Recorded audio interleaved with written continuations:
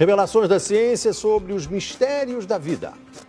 Especialistas de vários países estiveram no Brasil para o lançamento de um grupo dedicado à tese do chamado design inteligente. Esses cientistas acreditam que a perfeição e a complexidade da natureza comprovam a existência de um ser superior. O que há por trás do bater das asas de uma borboleta? Ou das cores vibrantes das penas dos pássaros? O que há em comum entre a concha do mar e a força dos furacões? Que mistérios guardam as nossas células e o DNA, o responsável por tudo o que somos? Os homens reunidos nesta sala são os principais nomes de um ramo da ciência que pretende responder questões como estas. Ao contrário do que a gente apregoou por 150 anos, há evidências de inteligência na vida e no universo. Eles são estudiosos do chamado design inteligente, uma linha de pesquisa que acredita que a complexidade da vida e a perfeição da natureza comprovam a existência de um ser superior. A vida foi feita pronta, o universo foi feito pronto, planejados por um ser extremamente inteligente, com design, com arte, com perfeição. E revolucionou os Marcos Eberlin coordena o Núcleo de Pesquisa em Ciência, Fé e Sociedade, recém-inaugurado por uma das maiores universidades de São Paulo, em parceria com instituições americanas. Outro defensor do design inteligente é o doutor em bioquímica e professor americano Michael Behe.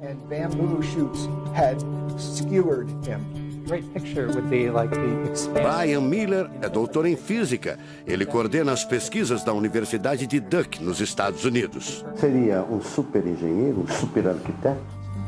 Você pode dizer isso, responde o físico. Um arquiteto que tinha a vida em mente, um criador que fez a vida deliberadamente. Also, when you look at life itself, não é de hoje que os cientistas procuram pistas deste arquiteto da vida. Galileu Galilei, o célebre físico e astrônomo italiano, disse há mais de 400 anos que a matemática é o alfabeto com o qual Deus escreveu o universo.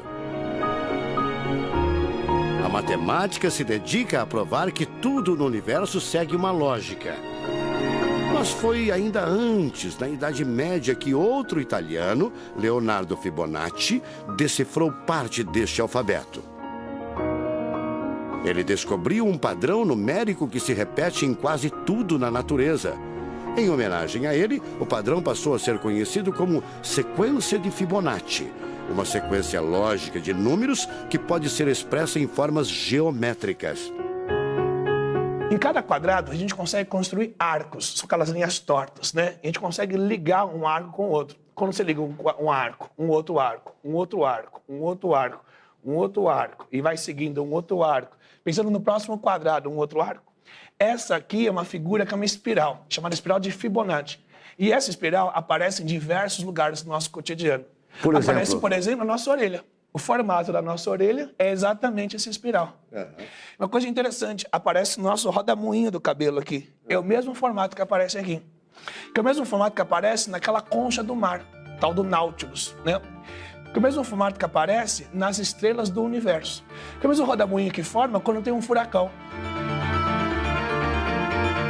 A sequência de Fibonacci foi encontrada também nas ondas do mar, nas pétalas das rosas, na distribuição das sementes do girassol e até nos hexágonos da casca do abacaxi.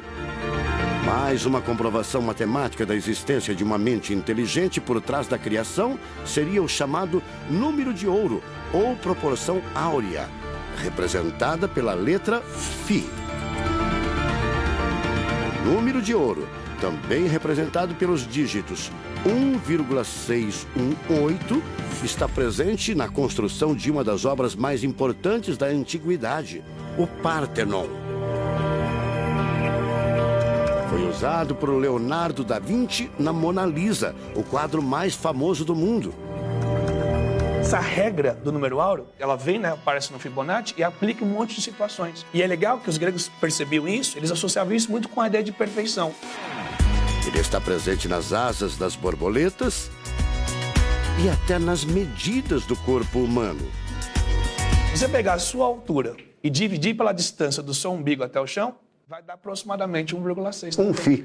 Vai dar um φ também. Se a gente abre os braços, né, calcula a distância da ponta de um dedo até a ponta do outro dedo. Então vai ser desse dedo maior aqui, no dedo médio, até chegar ao dedo médio. Se eu pegar essa distância e dividir pela distância desse dedo até esse ombro aqui, vai dar 1,6 de novo.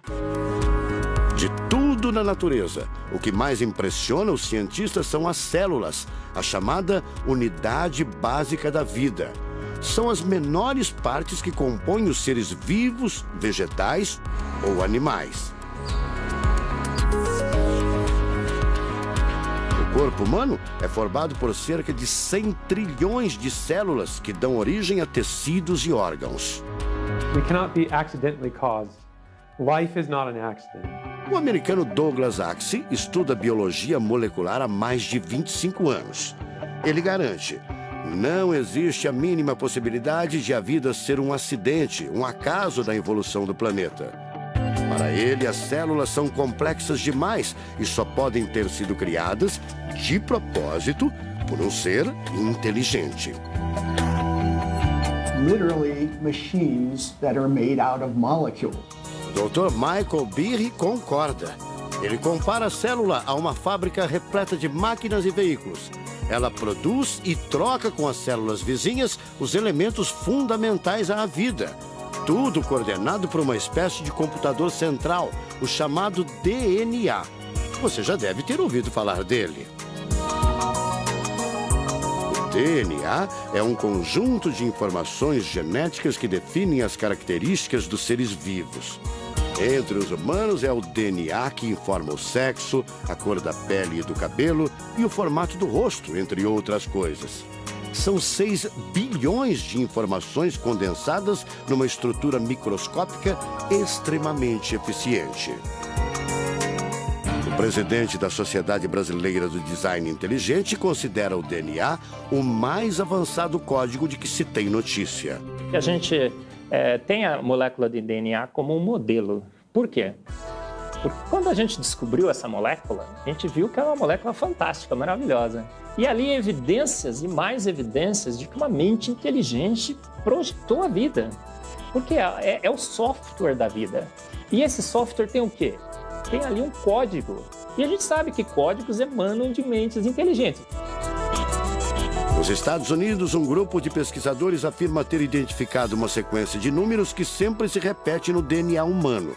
Seria uma espécie de assinatura de Deus, segundo o engenheiro da computação Greg Braden. So now we have a definition.